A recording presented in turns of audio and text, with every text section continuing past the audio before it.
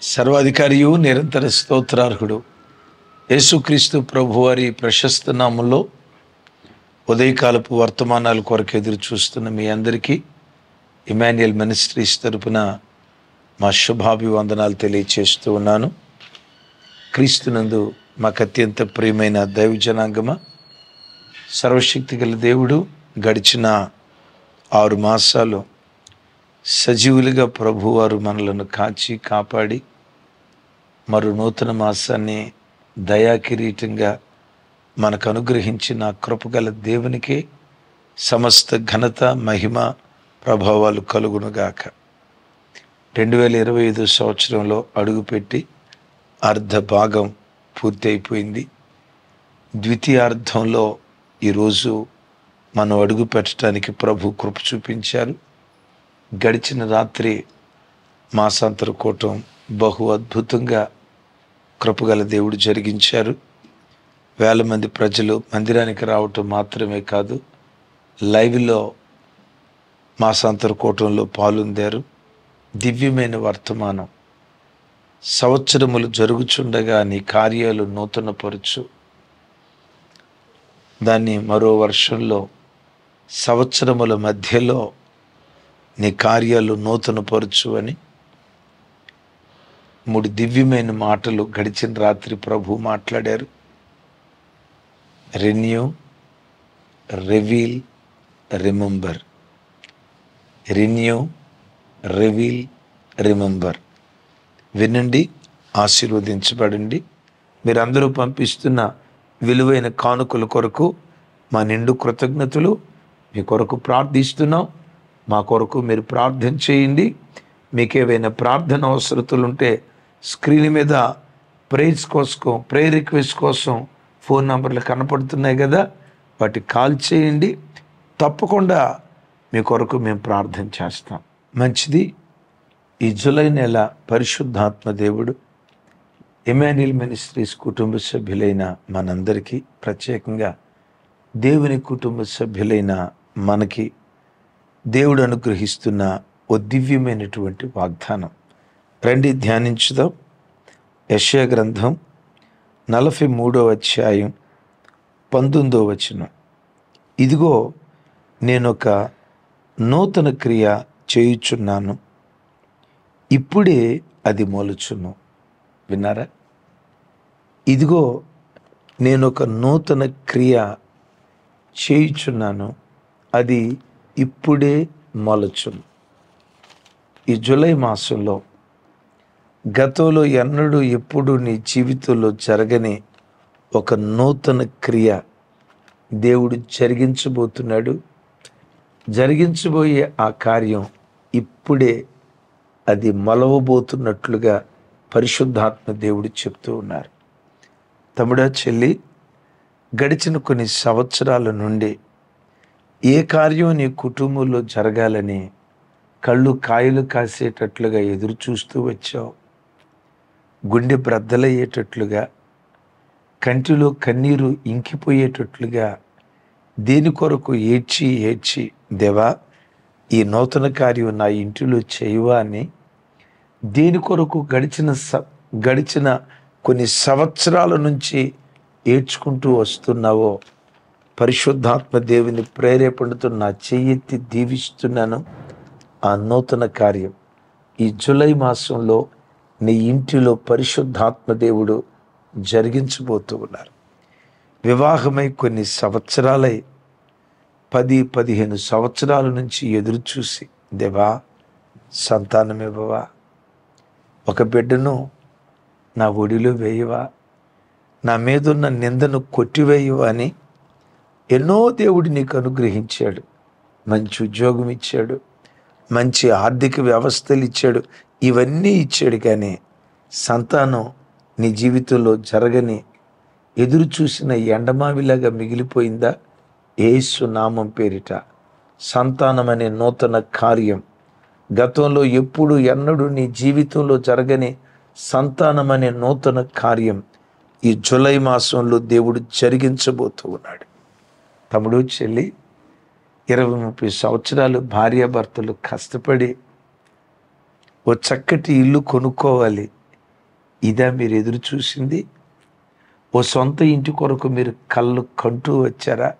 దేవా, ₹1000 ఇంటి అద్దె చెల్లిస్తున్నామయ్యా, కష్టార్జితమంతా ఈ రీతిగా ఇంటి అద్దెకే పోతుంది, ఓ సొంత గృహం దయచేయని కొన్ని సంవత్సరాల నుంచి ఎదురు చూస్తూ వచ్చారా?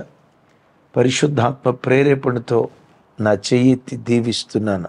సొంత గృహమనే నూతన క్రియ ఈ మాసంలో దేవుడు నీ ఇంటిలో ఆయన జరిగించబోతూ ఉన్నాడు. తమ్ముడు, చెల్లి, చక్కటి కుమార్తెలను దేవుడిచ్చి ఆ కుమార్తెలను పెంచుతూ వివాహ వయసు వచ్చేసరికి వాళ్ళ వివాహాలు కాక వయసు దాటిపోతుంది అనే కలవరం ఒకవైపు, ఈ వయసులో వివాహం చేసుకోవటం అసలు ఈ బిడ్డకు సాధ్యమేనా? దొరుకుతారా? ఈ అమ్మాయి అవివాహితురాలిగానే మిగిలిపోద్దా? కడుపును పుట్టిన పిల్లలకు వివాహం చేయలేని బాధ్యత లేని తండ్రి, బాధ్యత లేని తల్లి అని నింద మోయాల్సి వస్తుందేమో అని కొన్ని నెలల నుంచి ఏడ్చి ఇక ఏడ్చే ఓపిక కూడా లేక కళ్ళల్లో కన్నీళ్ళన్నీ ఇంకిపోయి ఏడవలసినంత ఏడ్చి ఇప్పుడు ఏడ్పు కూడా రాని పరిస్థితిలో ఒక మొద్దులాగా బ్రతుకు మిగిలిపోయిందా? ఏ పిల్లల వివాహం కొరకు కొన్ని సంవత్సరాల నుంచి ఎదురు చూస్తున్నావో, పిల్లల వివాహం అనే ఓ నూతన క్రియ ఈ జూలై మాసంలో నీ ఇంటిలో పరిశుద్ధాత్ముడు జరిగించబోతూ ఉన్నారు. కొన్ని సంవత్సరాల నుంచి కష్టార్జితమంతా వడ్డీ వ్యాపారస్తులు అనుభవిస్తూ, కష్టార్జితమంతా హాస్పిటల్కు మందులకు మాకులకు ధారపోస్తూ, కొన్ని సంవత్సరాల నుంచి రోగశయ్య మీద అల్లాడిపోతూ ఆరోగ్యమివయ్యా, ఆరోగ్యం ఎండమావిగా మిగిలిపోయిందా? నీ కష్టార్జితం నీవు అనుభవించటం ఓ ఎండమావిగా మిగిలిపోయిందా? ఈ జూలై మాసం యేసు నామం పేరిట నీ చేతులు ఇచ్చే చేతులుగా దేవుడు మార్చబోతూ ఉన్నాడు. ఆమేన్. ఈ జూలై మాసం దేవుడు నిన్ను బలపరిచి నీ చేతుల కష్టార్జితం నీవే అనుభవించేటట్లుగా ఓ నూతన కార్యం నీ ఇంటిలో దేవుడు జరిగించబోతున్నాడు. గతంలో ఎప్పుడు ఆ కార్యం జరగల, కానీ ఎదురు చూసావు, గుండెల నిండా ఆశపడ్డావు, కళ్ళు కాయలు కాసేటట్లుగా నిరీక్షించావు. గత కాలమంతా ఎదురు చూపులు మిగిలే కానీ ప్రతిఫలం రాలేదా? గడిచిన సంవత్సరాల్లో ఎన్నడూ ఎప్పుడు జరగని ఓ నూతన క్రియ, నూతన కార్యం ఈ మాసంలో దేవుడు జరిగించబోతున్నాడు. విశ్వసించు, అది ఇప్పుడే, రైట్ నౌ, అది ఇప్పుడే మొలవటం ప్రారంభిస్తూ ఉంది. అయితే మనం ఏం చేయాలో తెలుసా? దేవుడు చెప్పే మాట ఎంత సత్యమో తెలుసా? మనం చేయాల్సింది అంటాడు పై వచనంలో, మునుపటి వాటిని జ్ఞాపకం చేసుకొనకుడి, పూర్వకాలపు సంగతులను తలంచుకుడి. పూర్వకాలపు సంగతులు, మునుపటి సంగతులు, ఎంత ప్రార్థన చేసిన ప్రతిఫలం రాని దుఃఖం, బాధ, మనోవేదన అదంతా మర్చిపో. గత కాలపు చేదును మర్చిపో. గత కాలంలో ఏడ్చా, ఈ నెల కూడా ఏడ్పేనేమో.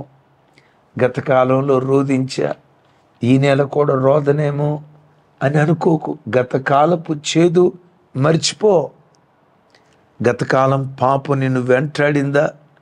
గత కాలపు వెనుకున్న వాటిని మర్చిపో. ఎస్, ముందున్న వాటి కొరకు నువ్వు వేగిరి పడుతూ నువ్వు సాగిపోతే గతంలో ఎన్నడూ ఎప్పుడు జరగని ఓ నూతన కార్యం నీ జీవితంలో దేవుడు జరిగించబోతున్నాడు. దేవుని మాట ఎంత ఖచ్చితం చూడండి. ఆ మాట ప్రకటన గ్రంథం, ఒకసారి మీ బైబిల్ తెరిచి ఆ దివ్యమైన మాటలు గమనించండి. ప్రకటన గ్రంథం 21వ అధ్యాయం 3వ వచనం నుంచి నేను చదువుతాను. అప్పుడు ఇదిగో, దేవుని నివాసము మనుషులతో కూడా ఉన్నది, ఆయన వారితో కాపురముండును, వారు ఆయన ప్రజలయ్యుందురు, దేవుడు తానే వారికి దేవుడయ్యుండి వారికి తోడయుండును. ఆయన వారి కన్నుల ప్రతి బాష్ప బిందువును తుడిచివేయును.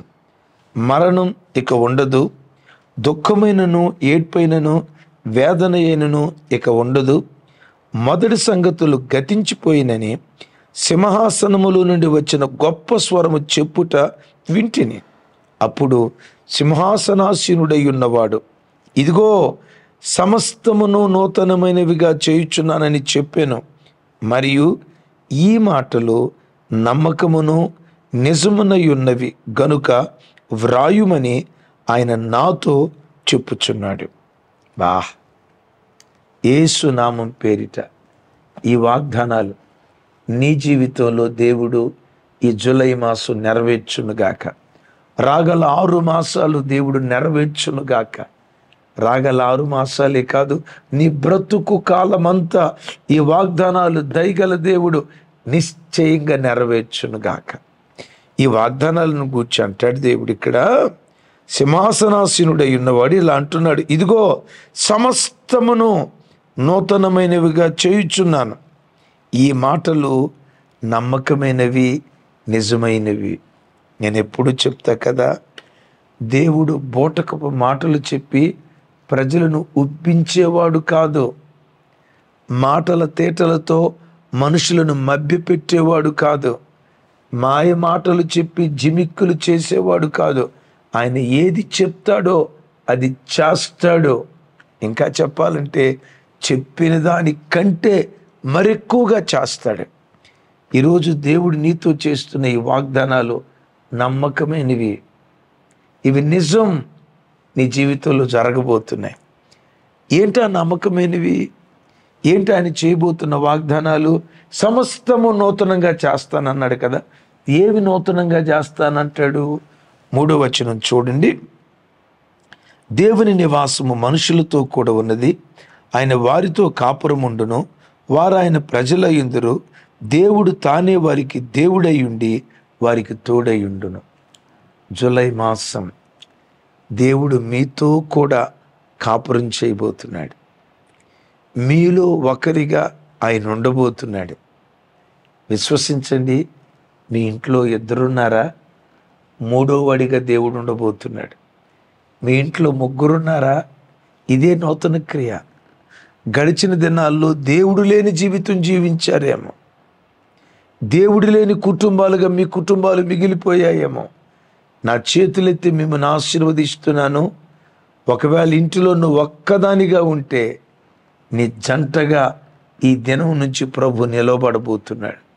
మీ ఇంట్లో 4 ఉంటే 5వ వాడిగా, 3 ఉంటే 4వ వాడిగా, ఎంతమంది ఉన్నా ఆ తర్వాత వ్యక్తిగా దేవుడు మీ మధ్యలో ఉండబోతున్నాడు. మీతో కాపురం ఉండబోతున్నాడు. ఆయన మీకు తోడుగా ఉండబోతున్నాడు. యోసేపుకు అందరూ దూరం అయిపోయారు. చివరికి కన్న తండ్రి కూడా దూరం అయిపోయాడు. తల్లి ఎప్పుడో చనిపోయింది. కానీ అద్భుతం తెలుసా, ఎందరు దూరం అయిపోయినా యోసేపుతో కూడా అతని దేవుడైన యెహోవా తోడుగా ఉన్నాడు. తోడుగా ఉండటాన్ని బట్టి ఏం జరిగింది? అతని చేతులతో ఏ పని ప్రారంభించినా వర్ధిల్లాడు. ఈ జూలై మాసం నీ చేతులతో ఏ పని ప్రారంభించినా నీకు తోడుగా ఉన్న దేవుడు నిన్ను వర్ధిల్ల చేయునుగాక. యోసేపు జీవితంలో ఎంతగా దేవుడు వర్ధిల్ల చేశాడు? దేవుడు ఎలాంటి నూతన కార్యం చేశాడు మీకు తెలుసా? యాకోబు జీవితంలో ఆ కార్యం జరగల. ఇస్సాకు జీవితంలో ఆ కార్యం జరగల. చివరికి వాళ్ళ మూలపితరుడు అబ్రహాము ఉన్నాడే, అబ్రహాము జీవితంలో కూడా కార్యం జరగల. వాళ్ళ ముత్తాత, తాత, తండ్రి జీవితంలో ఎవరి జీవితంలో జరగని ఒక నూతన కార్యం యోసేపు జీవితంలో జరిగింది. ఏంటా కార్యం? ఐగుప్తు దేశాన్ని ఏలే ప్రధానిగా, రాజుగా దేవుని చేత ఊరేగించబడ్డాడు. అదే అంటాడు చూడండి ఆ మాట, ఆదికాండం 41వ అధ్యాయం. 41వ అధ్యాయం 51, 52 వచనాలు. అప్పుడు యోసేపు దేవుడు నా సమస్త బాధను నా తండ్రి ఇంటి వారిని అందరినీ మర్చిపోవునట్లుగా చేసినని చెప్పి తన జ్యేష్ఠ కుమారునికి మనషే అను పేరు పెట్టెను. తరువాత అతడు నాకు బాధ కలిగిన దేశమందు దేవుడు నన్ను అభివృద్ధిపరిచినని చెప్పి రెండో వానికి ఎఫ్రాయిము అని పేరు పెట్టాడు. విన్నారా? మొదటి వాని పేరు మనషే, రెండో వాని పేరు ఎఫ్రాయిం. మనషే అనగా మరచుట. మనం ప్రారంభంలో చదువుకున్నాం కదా, మునుపటి సంగతులు మర్చిపో, పాత స్నేహాలు మర్చిపో, పాత తాగుడు అలవాటు మర్చిపో, పాత ఫోర్నోగ్రఫీ మర్చిపో, పాత అపవిత్రమైన జీవితం మర్చిపో, పాత త్రాగుడు జీవితం మర్చిపో, పాత చీకటి రోత పనికి మాలిన జీవితం ఏదైతే ఉందో పాతవి గతించిపోనే. మనిషే నీ జీవితంలో పుడితే ఎఫ్రాయిము పుట్టుకు రావటానికి దేవుడు కృప చూపిస్తాడు. బాధ నొందిన దేశములో దేవుడు నన్ను రెండంతలుగా అభివృద్ధి పరిచాడు అని ఎఫ్రాయిం అని పేరు పెట్టాడు. యోసేపు ఎంతగా అభివృద్ధి చెందాడు? అబ్రహాము అభివృద్ధి చెందనంతగా అబ్రహామును మించి, ఇస్సాకును మించి, యాకోబును మించి దేశాన్ని ఏలుబడి చేసే ప్రధానిగా మారాడు. నూతన కార్యం చేశాడు. నా చేతులెత్తి దీవిస్తున్నా, ఈ వాక్యం వింటున్న తమ్ముడా, చెల్లి, నీ తల్లి వంశంలో, నీ తండ్రి వంశంలో ఎవరిని దీవించనంతగా ఈ జూలై మాసంలో దేవుడు నిన్ను దీవించబోతున్నాడు. మీకు తెలుసా ఈ సంగతి? ఎవరైనా చిన్నపిల్లలు నా దగ్గరికి తీసుకొస్తే ఆ పిల్లల తలల మీద చేతులుంచి నేనేమని ప్రార్థన చేస్తానో తెలుసా? దేవా, ఈ బిడ్డ కొరకు ప్రార్థన చేస్తున్నాను. ఈ బిడ్డ తల్లి వంశంలో, ఈ బిడ్డ తండ్రి వంశంలో, పూర్వపు వారి వంశవృక్షంలో ఎవ్వరూ ఆశీర్వదించబడినంతగా ఈ చిన్న బిడ్డ ఆశీర్వదించబడునుగాక. ఇతని తండ్రి దీవెనల కంటే, ఇతని పూర్వీకుల దీవెనల కంటే చిరకాల పర్వతపు ఆశీర్వాదాలు యోసేపు నడినెత్తి మీదకి దిగివచ్చినట్లుగా ఈ బిడ్డ మీదకి దిగివచ్చునుగాక. ఒకవేళ మీరు అనొచ్చు, అన్నయ్య వాళ్ళకి 2 పిల్లలుంటే ఏమని ప్రార్థన చేస్తారు అన్నయ్య? మొదటోడికి అదే ప్రార్థన చేస్తా, రెండోడికి అదే ప్రార్థన చేస్తా. 3 పిల్లలుంటే 3 కాదు 30 మంది పిల్లలున్నా నా ప్రార్థన అదే. నా ప్రార్థన కాదు, నీ పట్ల నా పట్ల దేవుని దయా సంకల్పం అది. ఈ ఉదయం వాక్యం వింటున్న తమ్ముడా, నీ పూర్వపు చరిత్రలో ఎవరిని దీవించనంతగా నిన్ను దీవించే ఒక నూతన కార్యం నీ బ్రతుకులో దేవుడు జరిగించబోతున్నాడు. బట్ ఈ కార్యం జరిగించాలంటే మనిషి పుట్టాలి సుమి. దేవుడు తోడుగా ఉన్నాడు. పూర్వపు చరిత్రలో ఎవరి జీవితంలో జరగని కార్యం దేవుడు జరిగించాడు. ఎస్, అదే ప్రకటన గ్రంథం తర్వాత మాట చూడండి. ఆయన వారి కన్నుల ప్రతి బాష్ప బిందువును తుడిచివేయును. ఏ బిందువులట? కళ్ళల్లో నుంచి జాలువారే బాష్ప బిందువు. ఈ బాష్ప బిందువులు దేన్ని బట్టి వస్తాయో ఒక మాట బైబిల్లో నుంచి మీతో పంచుకుంటాను. యెషయా గ్రంథం 25వ అధ్యాయం 8వ వచనం. మరెన్నడూ ఉండకుండా మరణమును ఆయన మృంగివేసెను. ప్రభు అయిన యెహోవా ప్రతి వాని ముఖం మీద బాష్ప బిందువులను తుడిచివేయును. ముఖం మీద ఉన్న బాష్ప బిందువులను తుడిచివేయును. భూమి మీద నుండి తన జనుల నిందను తీసివేయును.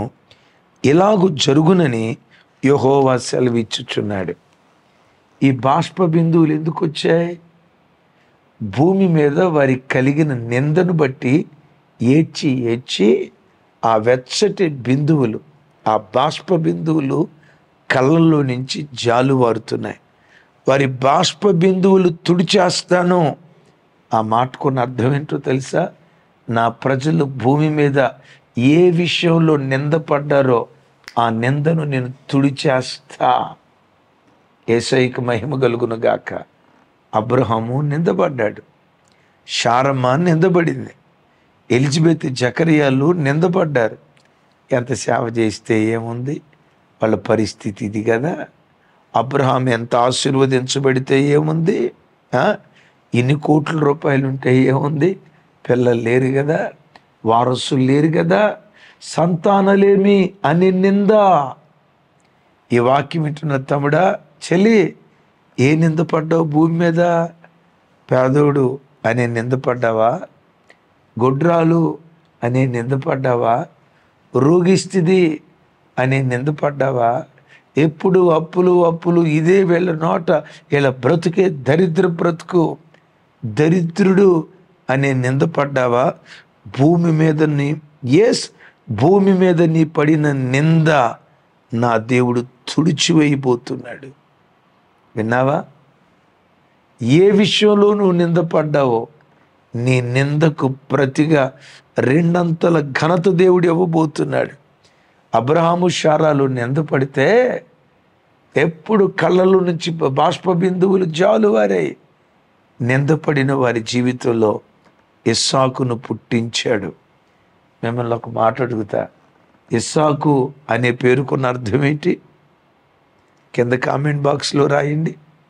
ఇస్సాకు అనే పేరుకున్న అర్థం నవ్వు. యేసు నామం పేరిట ఎక్కడ నిందపడ్డావో అక్కడే ఈ జూలై మాసం నీ నోటి నిండా నవ్వు పుట్టించబోతున్నాడు. నీ నోటి నిండా నవ్వు పుట్టించబోతున్నాడు.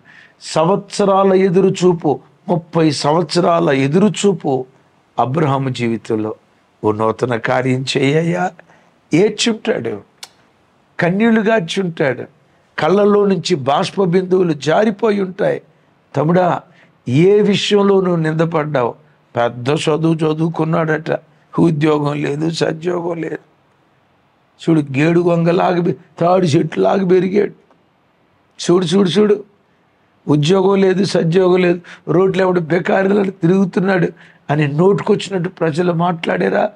ఏ విషయంలో నువ్వు నిందపడ్డావో నీ నిందను కొట్టివేసి 2 అంతల ఘనతనిచ్చి నీ కుటుంబంలో ఇస్సాకులను, నవ్వును దేవుడు పుట్టించునుగాక. 3వ మాట ఏమంటాడు తెలుసా? మరణం ఇక ఉండదో. మరణం దేనికి గుర్తు? దేవుడు చేసే నూతన కార్యం. నీ ఇంటిలో మరణం ఉండదు. మరణం దేనికి గుర్తు? పాపము వలన వచ్చు జీతం మరణం. 2వది మరణం నరకానికి గుర్తు కదా. మరణం పాపానికి గుర్తయితే గడిచిన దినాల్లో ఏదైనా పాప సంబంధమైన బలహీనతలు నిన్ను వెంటాడాయా? నీ యవ్వన కాలపు శోధనలు పదే నిన్ను తరుముతూ వచ్చాయా? పవిత్రంగా బ్రతకాలని ఆశపడ్డా, నీతిగా యథార్థంగా దేవుని మార్గంలో సాగాలి అని ఆశపడ్డా, కొన్ని బలహీనతలు నిన్ను వెంటాడి పాపపు మరణం నిన్ను వెంటాడుతూ వచ్చిందా? ఒక పని చేయి, ఈ వాక్యం వింటుండగా దేవుని సన్నిధిలో పశ్చాత్తాపడు. దావీదు పశ్చాత్తాపడి 51వ కీర్తనలో ఏడ్చాడు కదా, అయ్యా నా అంతరంగమందు నీ రక్షణానందం నాకు మరలా పుట్టించయ్యా. ఏడుస్తూ అంటాడు, నా అంతరంగమందు స్థిరమైన మనస్సు నూతనంగా పుట్టించయ్యా. తాను చేసిన పాపాన్ని బట్టి, బత్షెబాతో తాను జరిగించిన అపవిత్రమైన కార్యాన్ని బట్టి ఏడ్చాడు. మునుపటి సంగతుల విషయమై ఏడ్చాడు. స్థిరమైన మనస్సు దయచేయి, చంచలమైన మనస్సును తీసేయి, నిలకడగా నీ కొరకు బ్రతికేటట్లుగా కృప చూపించు. ఇలాంటి పనికి మాలిన పని నా బ్రతుకులు ఇంకెన్నడూ చేయకుండా నన్ను నీ కొరకు నిలవబెట్టయ్యా. ఏడ్చాడు కదా. దావీదు బ్రతుకులో నూతన కార్యం చేశాడు. ఆ పశ్చాత్తాపడి ప్రార్థన చేసిన తర్వాత మరెన్నడూ దావీదు అలాంటి తప్పు చేయలేదు. ఏం జరిగిందో తెలుసా? ఆ పాపం దావీదు జీవితంలో మరణమైపోయింది. నిజమైన పశ్చాత్తాపం నీలో ప్రారంభమైతే పాపం నీలో మరణించేటట్లుగా దేవుడు చేస్తాడు. ఆ నిజమైన పశ్చాత్తాపంలో ఉన్న శక్తి అలాంటిది. మీకు ఈ విషయం తెలుసో తెలీదో, పేతురయ్య ఆ రోజుల్లో పేతురయ్యను పట్టుకొని కొంతమంది యవ్వన పిల్లలు కుక్కరోక్కో కుక్కరోక్కో అని ఎగతాళి చేసేవాళ్ళట. ఎందుకో తెలుసా? పేతురు వారు ఆ కోడి కొయ్యక మునుపు 3 సార్లు బొంకాడు కదా, ఆ బొంకిన మరుక్షణమే కోడి కొక్కరోక్కో అని కూసింది కదా. సరిగ్గా యేసు ప్రభు వారు అదే సమయంలో అటు గుండా వెళ్తూ ఉంటే పేతురు వైపు చూశారు. పేతురు యేసయ్య చెప్పిన సంగతులను జ్ఞాపకం చేసుకుని వెలుపటికి వెళ్ళి సంతాపపడి ఏడ్చాడట. సంతాపం అనే మాట ఎక్కడ చూస్తాం? ఎవరైనా చనిపోతే ఏడ్చే ఏడ్పును కదా సంతాపం అనేది. తాను చేసిన పాపాన్ని బట్టి ఎవరో చనిపోతే ఎలా ఏడుస్తారో తన తప్పును అబద్ధాన్ని బట్టి ఏడ్చాడు. ఆ రోజు ఏడవటమే కాదు, పేతురయ్య చనిపోయే వరకు ప్రతి రాత్రి యథావిధిగా పండుకుంటారు కదా, తెల్లవారుజామున కొక్కరోక్కో అని కోడి కోత వినబడితే తుల్లిపడి పడకల మీద నుంచి మోకరించి ఏడ్చేవాడట. అబద్ధికున్నయ్యా, అయినా ప్రధాన అపోస్తలుడిగా చేసావే, అబద్ధికున్నయ్యా, అయినా నువ్వు నన్ను క్షమించావే, అయ్యా నీ కృతజ్ఞతలయ్యా, ఈ అబద్ధికుడిని చారదేసినందుకు వందనాలయ్యా అని కృతజ్ఞతలు తెలియచేస్తూ, ఇంకెన్నడూ నా బ్రతుకులు అబద్ధం ఆడకుండా నీ కొరకు నీతిగా బ్రతికేటట్లుగా నా పట్ల కృప చూపించయ్యా అని ఏడుస్తూ ఉండేవాడట. ప్రతి ఉదయకాలం కొక్కరోకని కోడి శబ్దం వినబడిందా తుల్లిపడి లేచి పశ్చాత్తాపడి ఏడుస్తూ, ఇంకెన్నడూ నేను అలా బ్రతకూడదు అని ప్రార్థన చేసేవాడట.